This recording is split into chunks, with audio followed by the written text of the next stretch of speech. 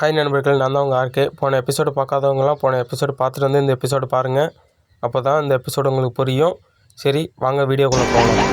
2020 ஒரு போட்டி நடந்துக்கிட்டு இருந்துச்சு. எல்லாரும் கிடந்து ஆரவாரமாக ரொம்ப கிடந்து கத்திக்கிட்டு இருக்காங்க. கொரியா கொரியா கொரியான்னு கிடந்து கத்திக்கிட்டு இருக்காங்க. பார்த்தா யாரோ சண்டை போட்டுக்கிட்டு இருக்காங்க. என்னன்னு பார்த்தா ரியல் ஸ்வாட வச்சுக்கிட்டு ஒருத்தர் நின்னான். கண்ணை மூடி தோக்கிறதுக்குள்ளே ஒரு அட்டாக் நடந்துச்சு. இங்கே யாருக்கும் புரியல என்ன நடந்துச்சுன்னு. டக்குன்னு பார்த்தா அட்டாக் முடிஞ்சுட்டுங்கிட்டு வந்து ஒருத்தர் நின்னான். அவன் ஸ்வாடு கிங். டூயல் ஸ்வாட் யூஸ் பண்ற யூன் சே ஜின்னு அழைக்கப்பட்டான் அவன். எல்லாரும் வந்து கத்த ஆரம்பிச்சிட்டாங்க. ஸ்வாடு கிங் ஸ்வாடு கிங் ஸ்வாடு கிங் ஸ்வாடு கிங்னு கத்த ஆரம்பிச்சிட்டாங்க. ஐயோ ஸ்வாடு கிங் அவரோட அட்டாக் பாருங்க எவ்வளவு சூப்பரா இருக்கு. நம்ம கொரியாவுக்கு பெருமை சேர்த்து கொடுக்குற ஸ்வாடு கிங்க்கு எல்லாரும் கரகோஷம் எழுப்புங்க. அவர் தான் நம்ம நாட்டோட பொக்கிஷம். நம்ம நாட்டுக்கு அவர் நிறைய செஞ்சிருக்காரு. நம்ம நாடுதான் கடந்த வருஷம் நடந்த எல்லா போட்டியிலையும் ஸ்வாடு கிங் இருக்க வரையும் நம்ம கொரியா எப்பவுமே ரேங்க் லிஸ்ட்ல வந்துகிட்டு தான் இருக்கும். அதோட அவங்க கட் பண்ணி திடீர்னு நியூஸ்ல என்னோட ரேங்கை ஹை ரேங்க்லேயே வச்சுக்கிறதுக்கு நான் ஒரு முடிவு செஞ்சுருக்கேன். அது என்னன்னா, நான் என்னோட பேரை மாற்றிருக்கேன். ரியோ ஹாய்னு மாற்றிட்டேன் என்னோட பேரை. அதனால நான் இப்போ ஜப்பானோட சிட்டிசனாக நான் ரெஜிஸ்டர் பண்ண போகிறேன். அதனால இனிமேல் நான் இங்கே இருக்க மாட்டேன். நான் இங்கேருந்து கிளம்புறேன். தென்கொரியாவில் இருந்த அத்தனை பேரும் இதை கேட்டு ரொம்ப சோகத்தில் ஆழ்ந்து போயிட்டாங்க. இது யாராலையும் நம்பவே முடியாது. நம்ம ஹீரோ சொன்னான், அதே நாளுக்கு நான் திருப்பி வந்திருக்கேன். அவன் இங்கேருந்து போனான், அதுவும் தென்கொரியாவை விட்டு போனான். அதை என்னால் மன்னிக்கவே முடியாது அப்படின்னு சொல்லிட்டு உட்காந்தான் நம்ம ஹீரோ. அவனோட முகத்தை பார்க்கும் போதெல்லாம் எனக்கு அப்படியே எரிச்சலாகவே இருந்துச்சு. அவனை பார்க்கும் போதெல்லாம் எனக்கு ரொம்ப கடுப்பாக இருந்துச்சு. எதனாலனா அவன் தென்கொரியா விட்டு போனானே ரொம்ப பெரிய விஷயம் நடந்து போயிடுச்சு. ஆனால் அவன் அதுக்கு வரவே இல்லை. நியூஸில் சொல்கிறாங்க, ஸ்வாடு கிங் நம்மளுக்கு இந்த செய்தியை தான் விட்டுட்டு போயிருக்காரு. அவர் நம்ம தென்கொரியாவை விட்டு ஜப்பானுக்கு போறேன்னு சொல்லிட்டாரு. அவன் இங்கேருந்து போனதுனால தென்கொரியா அதோட ரேங்க் லிஸ்ட்லேருந்து படிப்படியாக குறைஞ்சி தரைக்கு கீழே வந்துருச்சு. ரொம்ப மோசமான ஒரு நிலைமைக்கு வந்துருச்சு. ரேங்க் லிஸ்ட்ல கூட வர முடியாம தென்கொரியா மிகப்பெரிய அடி வாங்கினுச்சு. அதனால நிறைய இழப்பு ஏற்பட்டுச்சு. இதுக்கெல்லாம் நான் அவனை மன்னிக்கவே மாட்டேன். ஹீரோ டிவியை பார்த்துக்கிட்டு இருந்தான். டிவியில் சொல்லிக்கிட்டு இருந்தாங்க, ஸ்வாட் கிங் இங்கேருந்து போனதை பற்றி பேசிக்கிட்டு இருந்தாங்க. அதை பார்த்து ஹீரோ, இனிமே இதை பார்த்து என்ன பண்ணுறது அப்படின்னு சொல்லிட்டு டிவியை ஆஃப் பண்ணிட்டு, அதுக்கப்புறம் அவனை மாதிரி யாருமே பவர்ஃபுல்லாக ஒருத்தருமே வரல கொரியாவுக்கு. அதனாலேயே கொரியா ரொம்ப பலவீனமாக போயிடுச்சு. எனக்கு சரியான நேரம் ஒண்டி இருந்தால் கண்டிப்பாக எல்லாரையும் காப்பாற்ற முடியும். ஒரு பேட்டில் நெட்டுங்கிறது ரொம்ப ஒரு ஆபத்தானது. ஃபஸ்ட்டு இது ஒரு கேமு மட்டும்தான் ஆரம்பிச்சிச்சு. ஆனால் 2 வருஷம் கழிச்சு இது உயிர் வாழ்வதற்கான ஒரு போராட்டமாக மாறிடுச்சு. யாரெல்லாம் பலசாலியாக இருக்காங்களோ அவங்க ஒளி தான் உயிரோடு இருந்தாங்க. அதுக்கப்புறம் என்ன நடந்துச்சுன்னா, கேமில் உண்மையிலேயே ஒருத்தவங்க இறந்துட்டாங்கன்னா அவங்க நிஜ வாழ்க்கையிலையும் இறக்க ஆரம்பித்தாங்க. நிறைய மான்ஸ்டர் வெளியே வந்து மக்களை படுகொலை செய்ய ஆரம்பிச்சிருச்சு. ஒருத்தரையும் உடலை பாரம்பரியமாக கொள்ள ஆரம்பிச்சிச்சு. அந்த ஸ்வாட் கிங் வந்து இங்கே இருந்து போகாமல் இருந்திருந்தா இவ்வளவு நடந்திருக்குமா? அதனாலேயே தென்கொரியா ஒரு மோசமான நிலைக்கு போணுச்சு. ஒருத்தர் உயிர் வாழ்றதுக்கு ரொம்ப கஷ்டமா இருந்துச்சு. ஆனால் அதிலிருந்து யாராலையும் தப்பிக்க முடியல. என்ன தவிர அந்த கோவம் எனக்கு இன்னும் இருக்குது.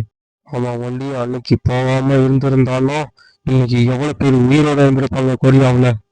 எல்லாரும் என்ன சொன்னாங்கன்னா, ஸ்வாட் கிங் வந்து இங்கே இருந்திருந்தா கண்டிப்பா இந்த நிலைமை நம்மளுக்கு ஏற்பட்டிருக்காது. ஆனா ஒருத்தர் கூட எதிர்த்து போராடல. ஸ்வாட் கிங் இருக்கணும்னு தான் எல்லாரும் சொன்னாங்க ஒழிஞ்சு நான் போராடுறேன்னு ஒருத்தர் சொல்லல. அதனாலேயே கொரியா அழிய ஆரம்பிச்சிச்சு. அவனோட பேரை சேக்கின்னு வச்சுக்கலாம். சேக்கிங் அவன் என்ன வகையான ஒரு ஹண்டர்னு தெரியல. அவனை நினைச்சாலே எனக்கு கோபமா வருது. கண்டிப்பா அவன் ஒண்டி என் கையில மாதிரி சிக்கிறவே கூடாது. அவன் மேல மக்கள் அவ்வளவு நம்பிக்கை வச்சிருந்தாங்க. எல்லாரும் அவனையும் நம்பினாங்க. ஆனா அவன் இந்த மக்களை ஒரு பொருட்டா கூட மதிக்கல. மக்களை அவன் மேல வச்சிருந்த நம்பிக்கையை உதறி தள்ளிட்டு அவன் இங்க இருந்து போனான். கிங், நீ அப்போ நீ அதை சொல்லாம இங்க இருந்து போகாம இருந்தீங்கன்னா எவ்வளவு பேரைய காப்பாத்திருக்கலாம். ஆனா இன்னொரு வாட்டி முன்னாடி வந்து வந்துடாதடா. பிரதர் இன் லா, உன்னை நான் சும்மா விட மாட்டேன்டா. என்னோட மொத்த கோபத்தையும் காட்டிடுவேன். எதனால ஹீரோ இவ்வளவு கோபப்படுறான்னு இப்போ தெரியுது. ஏன்னா அவன் ஹீரோ சிஸ்டரோட ஹஸ்பண்டு. அப்படி இருந்தா அவன் கொரியாவை விட்டுட்டு ஜப்பானுக்கு போயிட்டான். அதனால ஹீரோ சரியான கோவப்பட ஆரம்பிச்சிட்டான். என்னோட சிஸ்டர் வந்து நேரம் உயிரோட இருந்திருந்தா கண்டிப்பா எல்லாமே வித்தியாசமா தான் நடந்திருக்கும். ஆனா என் சிஸ்டர் இப்போ உயிரோட இல்லை. எல்லாம் நல்லதுதான். இந்த நேரத்துல நான் திரும்பி வந்து ரொம்ப நல்லதுதான். ஆனா என்னோட ஸ்டேட்டஸ் பாயிண்ட் ரொம்ப கம்மியா இருக்கு. இதுக்கு ஏதாச்சும் ஒரு வழி நான் கண்டுபிடிச்சே ஆகணுமே. ஹீரோ சொல்றான், இந்த அளவு ஸ்டேட்டஸ் இருக்கனாலும் பரவாயில்ல. நான் என்ன பண்ணிட்டு இருந்தேன் இந்த நேரத்துலலாம்? சரக்கு அடிச்சுக்கிட்டும் சும்மா வெட்டியா சுத்திக்கிட்டு தானே இருந்தேன். அதனால இந்த அளவு ஸ்டேட்டஸ் பாயிண்ட் கிடைச்சது எனக்கு ரொம்ப அதிசயமா இருக்கு. கண்டிப்பா இப்படி ஒரு பவர் கிடைக்கும்னு நான் ஏத்துக்கல. எஃப்ஐ ரேங்க் gift கிடச்சிருக்கு எனக்கு. மிச்ச பிளேயர்ஸோட ஸ்டேட்டஸ் பாயிண்ட்டையும் அவங்கள்ட்ட என்ன அட்டாக் என்ன பண்ணலாங்கிறதையும் என்னால் இப்போ பார்க்க முடியும். ஒவ்வொருத்தரும் 18 வயசு நெருங்கும் போதும் அவங்களுக்கு தனித்தனியான சக்தி கிடைக்கிது. ஆனால் ஒருத்தருக்கு ஒரே ஒரு சக்தி ஒன்று தான் கிடைக்கும்.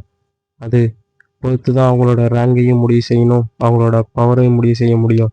அதனாலேயே ரொம்ப பேருக்கு அதிகப்படியான சக்தி கிடைக்கல. அப்படியே அவங்களுக்கு 18 வயசு ஆகி அவங்க என்ன ரேங்க் வராங்கன்னு பெட் கட்டி எல்லாரும் பணம் சம்பாதிச்சுக்கிட்டு இருந்தாங்க. அது ஒரு பொழுதுபோக்காக எல்லாம் நினச்சிக்கிட்டு இருந்தாங்க.